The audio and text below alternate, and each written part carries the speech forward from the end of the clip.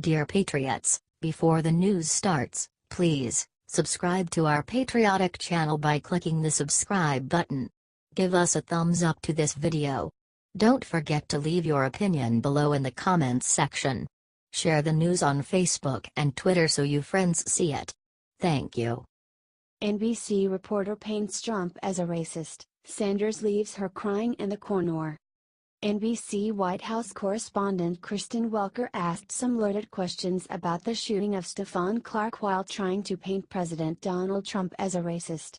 However, White House Press Secretary Sarah Huckabee Sanders left the liberal reporter crying in the corner. During a recent White House press briefing, NBC's Kristen Welker made a huge mistake and tried to paint President Trump as a racist by posing tactical questions to Sarah Sanders in hopes that she would take the race bait. Like so many times before, it ended with disappointment for the left, according to Daily Caller. Initially, Welker tried to hold Trump accountable for what she calls tension between communities of color and police departments. Then, she asked Sanders, does the president not need to show leadership on this issue? Liberals like to ask questions in which the premise is all wrong, to begin with. President Donald Trump has shown more leadership across the board in a year than Barack Obama did in 8 years. Because Sanders is as sharp as a tack, she responded, we want to find ways to bring the country together. Certainly not looking for any place of division. I think you've seen that in the policies that he's put forward. He wants to grow the economy. He wants to do that for everybody. He wants a better America for every American. This is when Kristen Welker tried to go in for the kill on Trump's character. There are a lot of African American moms all across the country feel as though their sons are dying. So, doesn't the president feel like he needs to do something about that? The reporter asked. The sheer level of stupidity in the reporter's thinking is incomprehensible. Truly, there are so many different angles from which to destroy her questioning strategy, but Sarah Sanders is a classy person, so she lays it out elegantly. I think we should do every single thing we can every single day to protect the people of this country. I think the president, whether they're black, white, Hispanic, male or female, rich or poor, we look for ways to protect the individuals in this country. Particularly children. That's why you've seen the president take an active role over the last several months in school safety, Sanders said, according to BuzzFeed News. Whether a kid is in a school, whether they are at home, no matter where they are in this country, kids should feel safe, and that's why this president has focused on safety and security as a big part of the priorities of this administration, both through securing our borders and stopping the flow of drugs, stopping the flow of gangs, stopping the number of school shootings by the Stop School Violence Act, the background system. I'm not saying it's perfect, Sanders continued. Until every child is safe, we can always do more, and we're going to show up every day for work trying to do exactly that, she added. Judging from the way Kristen Welker continually looked down and nodded during Sarah Sanders' response, it's pretty clear that she got way in over her head. NBC White House correspondent Kristen Welker wasn't prepared for a lesson in fundamental conservative kindness. Sarah Sanders didn't respond to the reporter's race-baiting attempt with anger or malice. She simply communicated President Donald Trump's sincere position of love for all Americans.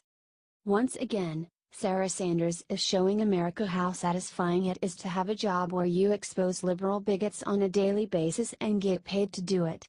Sanders is the perfect deplorable for the job, and we could not be more proud of her.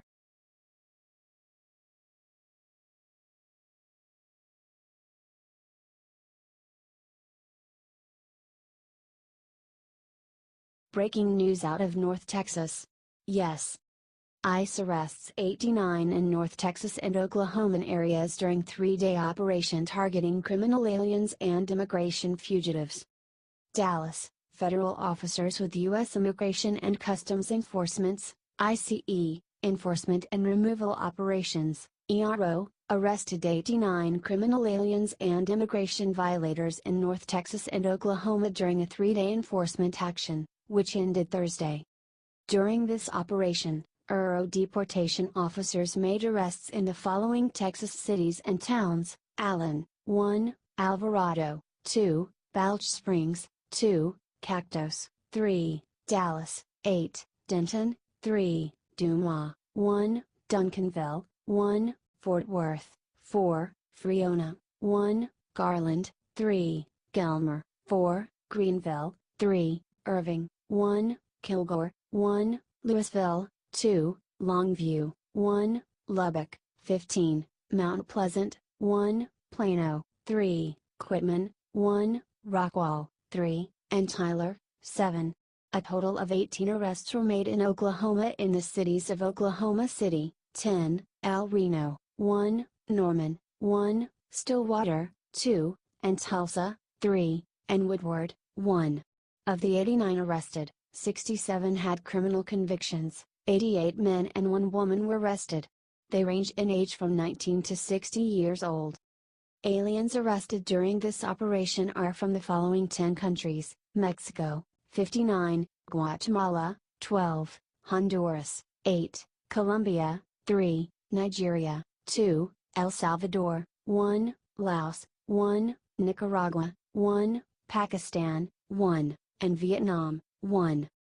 Most of the aliens targeted by Euro deportation officers during this operation had prior criminal histories that included convictions for the following crimes: aggravated assault, family strong-arm, aggravated assault of a public servant, aggravated assault with a deadly weapon, alien smuggling, assault causing bodily injury, assault causes bodily injury, family violence, assault, child abuse, criminal mischief, dangerous drugs, discharge of a firearm, driving while intoxicated, fraud, illegal entry, indecent lewd acts with a child under 16, larceny, liquor violation, manufacture and distribution of a controlled substance, negligent homicide, possession of marijuana, possession of methamphetamines, possession of a controlled substance, racketeering, rape, robbery and making terroristic threats.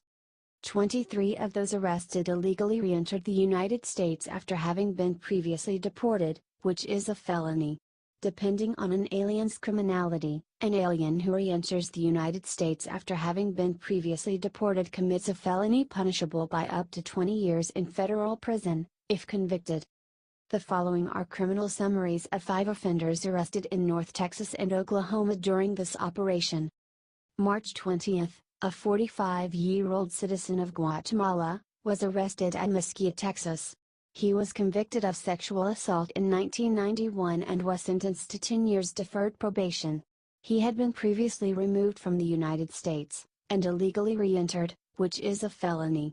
He will be processed for removal from the United States and presented to the U.S. Attorney's Office for re-entry after deportation. March 20, a 27-year-old citizen of Vietnam was arrested at Oklahoma City, Oklahoma.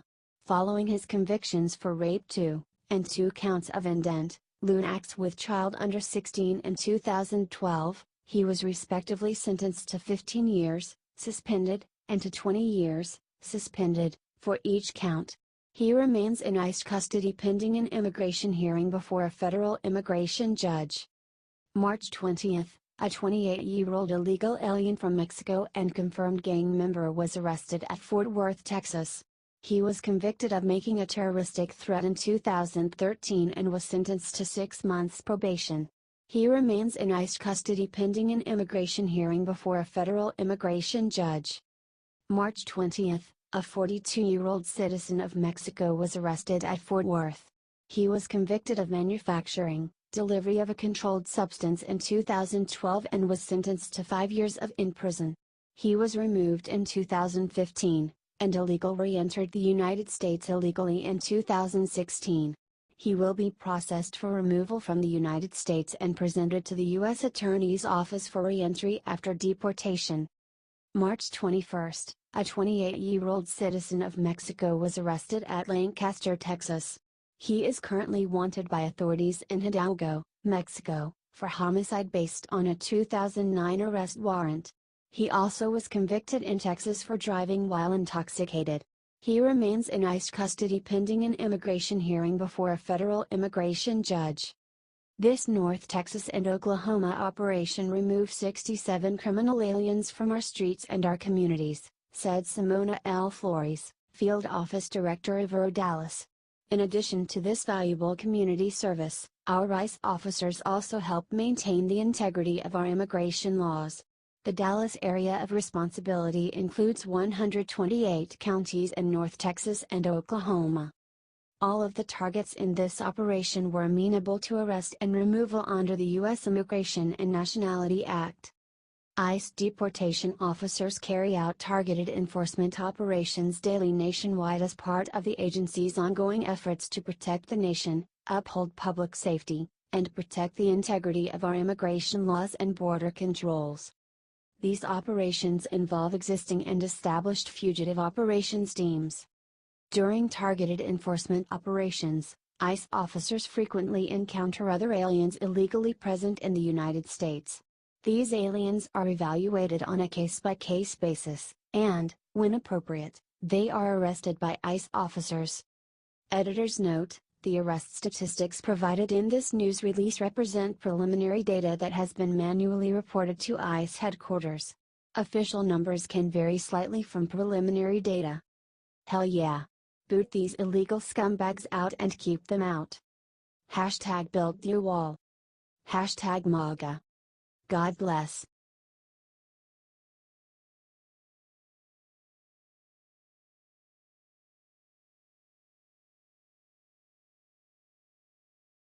Trump calls Roseanne after she drops nasty surprise on Stormy Daniels. Roseanne Barr was shocked when she received a phone call last night from President Donald Trump. The Hollywood celebrity who voted for Trump decided to reboot her 1990s sitcom Roseanne, and it premiered Tuesday night with over 18 million viewers. Trump congratulated Barr on her huge ratings, and he also thanked her.